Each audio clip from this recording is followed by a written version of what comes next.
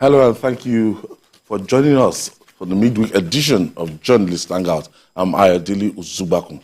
Today on the program, defense ministers, service chiefs get 1 year to end insecurity. I'll be hanging out with Majid Jamiu and Chris Kendi Wando. If you're ready, let the handout start now.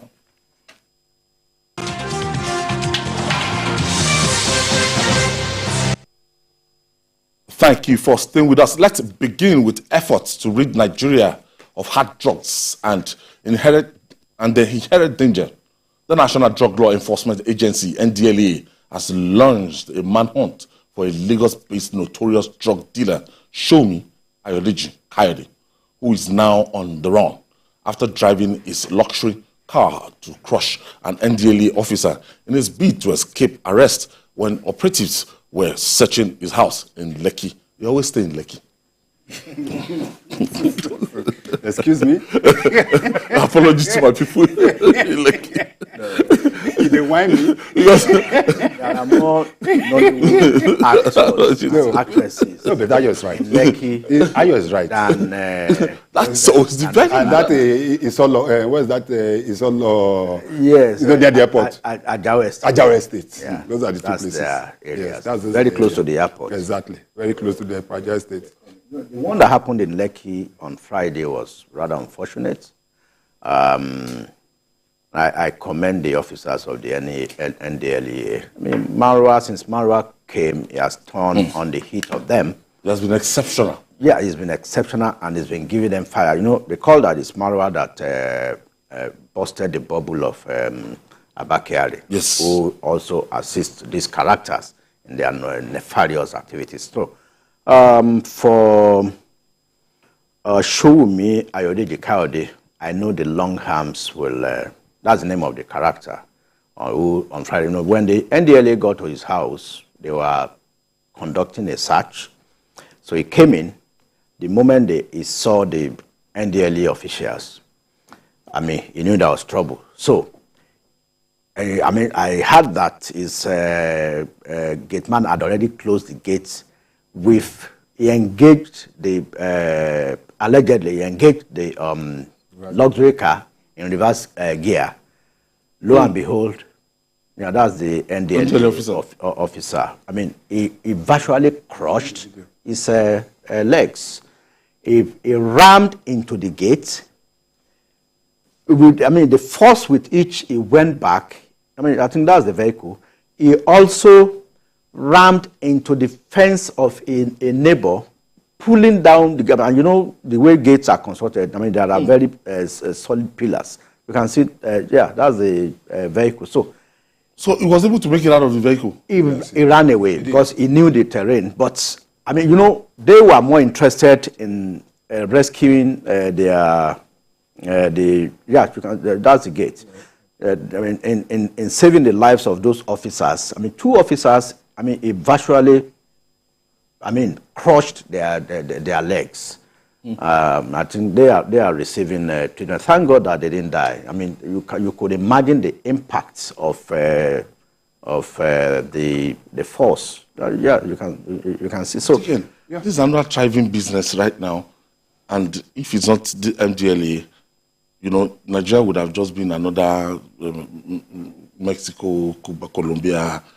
Yeah. You know, it's not a thriving business these days. It has been on.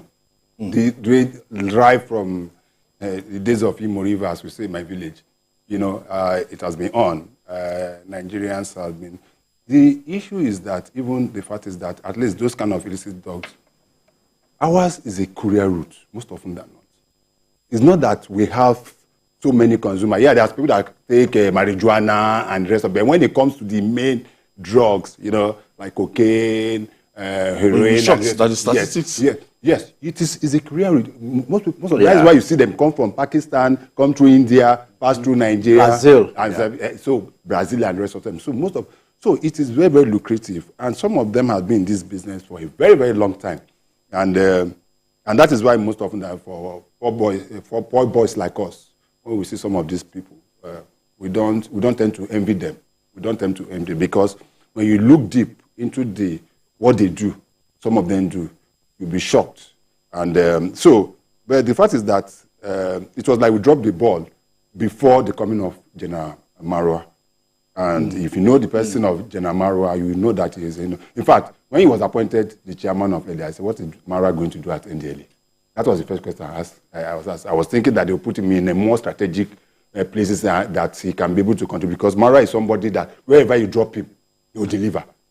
We saw what he did in Lagos. We saw what he did, in as much as he had problem with Abarka, which was his personal business. But we saw how he's been. So, but those that picked him up, kudos to the former president who picked him. And you have seen what he has done. He has turned everything around. He's not somebody that you can say you can easily bribe. Because that has always been, even all over the world, drug peddlers and drug lords are very powerful. Is it in the US? Is it Mexico? Is it wherever you find them? They can do and undo. In fact, there is a particular, I think one of the presidential candidates in Ecuador was just killed. You know, there was an election. One of the leading presidential candidates. Investigation shows that it was one of the warlords that is in prison in Ecuador that arranged. Yes, they arranged, because he said he was going to fight corruption. The presidential candidate said he was going to fight corruption. He's going to do that. He arranged for his killing. They have to move about 100 soldiers into this to even remove him from that particular thing. So that is also. But with this particular guy, the long arms of the law will catch up with him. I know that his faces is all over social media now. He's on television. He's on it. I don't know where he's going to run to. But adding to that also, in a more comical way, let me also tell NDLEA, in as much as they seek information, but most often than not, some Nigerians, before they give information, there must be some level of incentive. It is just to have say, splash somebody's this thing on the, you understand what I mean? On the screen and the most of them, when you say that, okay, we put something, yes, we have put in a 1 million naira into million. Yeah, they should put a price. Put a price on his head. Bounty. Put a bounty on his head. Yeah. So whoever is risking himself, getting whatever information, he will be able to know. That is, but and what the NDLEA is also doing well, which most other security agencies are not doing, is that whatever information you give to NDLEA doesn't leak. Yeah, it doesn't leak. And in this, it doesn't leak. Like other security, I don't want to mention anyone. Yeah. On the other security, you go and report them. Say this social person did this and that. By the time you get there, before you leave there, the information is already with the person that you came to report. No, the person you went to report, yes. You even called the person who came to report that. I have heard what you said. I heard that you have gone to report you. Who meet. So, in this instance, yeah, so information management they got 10.5 kg of loud in that apartment after he escaped. Yeah. I don't know what. That was what they saw there. That's another. That's another thriving. Business line. If they're not smoking marijuana, they'll be on loud. Arizona. Yeah. If they're not smoking Arizona. God knows. Only God knows the names of all these things. There was one that is very common in CKN's area. Which area? Met. Mpurumiri. No, when you were saying your area, I was wondering. Mojid. You know what I'm talking about? I do. It's more common in the east. Yes. It's a form of meth, and when they take it, you see them in gutters. They will jump. One of them took it in Germany one day, and in Trafalgar Square, he was swimming in that cold water. The British the Metropolis, they were struggling to get him out of the water. The video went viral. They didn't know that it was Mpurumiri that it took. So we could be joking about some of these things, but drug is a very, very serious problem among the youths, not only in Nigeria, all over the world. And it's not just some of our youth, just some of them, when you just see their mouths, colored. Yeah. Yes. Color blue, I know that. Black. Yes, black. I know the most annoying. And they don't eat. And the most annoying part is that it cut across sex. It's not just guys. No. Even the girls. Even in higher institutions. If you go to the universities and see what these children take, if you see what they take, you'll be shocked. Children of 16, 17, 18, 19, 20, they're into drugs. Most of their parents don't know. And it becomes that. It's exactly. And that in itself, let me even go further. Anyway, that is also driving insecurity. Because when they take that, they go into crimes. Yeah. Somebody that take that kind of thing, pick up an AK for self, he doesn't know what he's doing. Yeah. He can kill. Even those the bandits and terrorists that if you see that whenever they raid most of their hideout, you will find that drugs is part of what the security agencies also. So it's a very, very. I think what we should do is that, which is why I believe and I hope I hope that we'll bring back an agency like NOA, National Orientation Agency. I think it's That is what I'm saying with the Ministry of Information or whichever information. We need to revive that agency. Remember what happened during the days of why? MJ, remember? Yeah. During the days of why? We need what happened. War against indiscipline. Yes. Mamsa, Mamsa and the rest of Mamsa and the rest of them.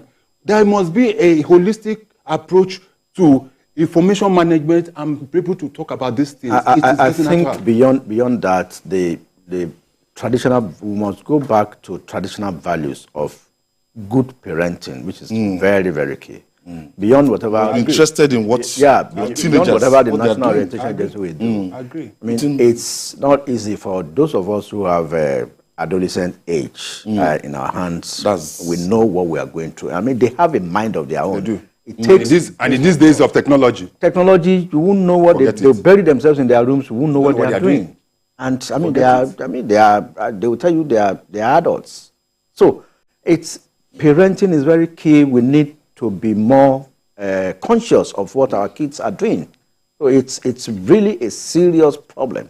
And that's why we have a prevalent of terrorism and banditry in the north. That's what I'm saying. Because if you out of it, we have 1 million children, more than only about 100,000 are in the custody of their parents, 900,000 in the streets. So was talking about, if you go to the north, go to places like Kano, and see some of these people children take, smoke. That is why you see NAFDAC banning certain cough syrups. Yes, they abuse it. codeine. Exactly. Yes. They have to abuse it. NAFDAC has to ban it codeine level. Because of codeine level. They resort to using that. And also our religious leaders. Yeah. We are talking of parents now. We are talking of morals. Religious leaders also have a lot to do. It's a society thing.